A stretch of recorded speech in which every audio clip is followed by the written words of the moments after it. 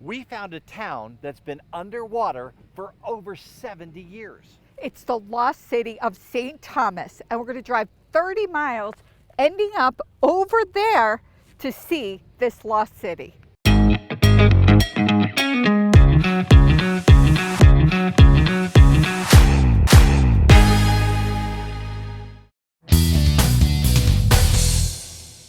Patty and I have just entered the town of St. Thomas, or what was the town of St. Thomas. And I'm standing here next to the McAllister house. This was a house that is on the outskirts of town as we move around, and you can see how small it was. You know, almost like our RV is about the same size as this house. It's just really amazing to see something like this. So it's a little cold out here today, but you know, standing here in this area, it really is kind of eerie because this is where people used to live. In the 1865, I think it was, and just in the middle, all around is mountains, and it's basically desert, but they actually had water. There was a water system, and this is the well. Yeah. So the kids played outside while the parents, the mother, did the wash and things that needed to be done.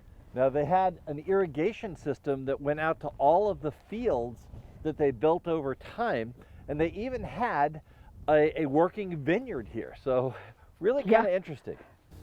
We are standing in front of what was Hannings' store and the blacksmith shop, and the garage was over on that side of you. So the garage was over here, Yep. and the blacksmith shop was over there, and the store was here. The center building is the store.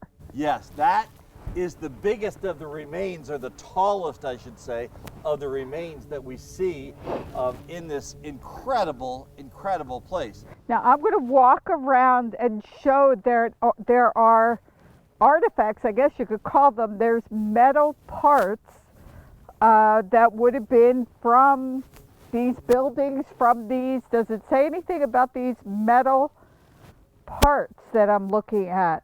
No, these are just remnants that have been left here from, you know, an old wagon wheel. Oh, yeah. To all the different parts. Now, St. Thomas was a stop along what they called the Arrowhead Trail, and that was a trail from Los Angeles to Salt Lake City. And so here's where they would come and get their supplies. This is just incredible what we're seeing here. And look, you could see all of these small parts. So as we have talked about it, this whole area was totally flooded. And now that the water has declined, the pieces of the town had come back, so you could see these amazing pieces that people have found. Look at the store and how this must have been built back then. Pretty incredible, because they didn't have the machinery that, you know, we have today. You know, Patty, it's just kind of hard to imagine that the area that we're standing in right now was 60 feet underwater. It's amazing to me to see these buildings, well, pieces of the buildings, and how they were made back in the 1800s. I mean, they used cement, they used metal, and it just amazes me to see what's left here after being under the water for 60 years. Now, I'm gonna have to put the gentleman's name as a chyron in this, but there was a story of the actual last person that was here in town, and he stayed till the very, very last day when the water, 2 years after they opened the dam, he stayed until the water came up over his front step. And then he burned his house down, and he took a boat and went out onto Lake Mead. So quite the story of how this town of St. Thomas ended. Yes, he just did not want to leave This is really one of the most amazing places I've ever seen. It's out in the middle of nowhere, and it was a whole town that was built here. Now, on top of that, we read as we were researching this that the government actually bought all of the homes for the people here and the businesses and relocated them.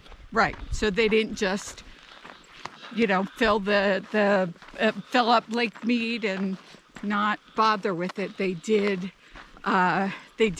give them the money, and they did relocate them.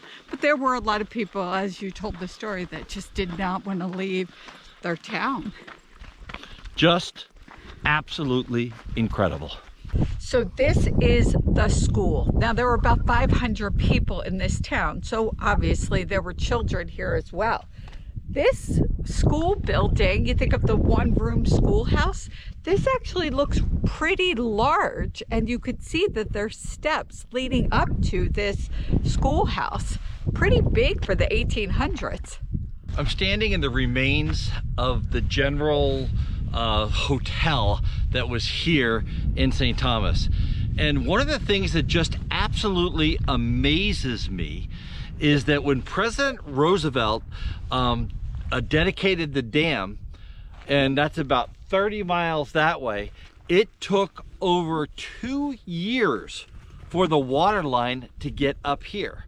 So over 2 years later before this town actually closed. Now, just beyond me over here is the post office, and when that U.S. post office closed, that was the official end of St. Thomas, Nevada. Just an incredible piece of history, a piece of history that if you don't come to something like this, you never see it. It almost makes your heart beat a little faster. Absolutely. And to think back to what it was like in the 1800s, it's just amazing. So this is Patty Hunt. I'm Dan Hunt from the lost city of St. Thomas, Nevada, saying have a great rest of today. And an even better day tomorrow.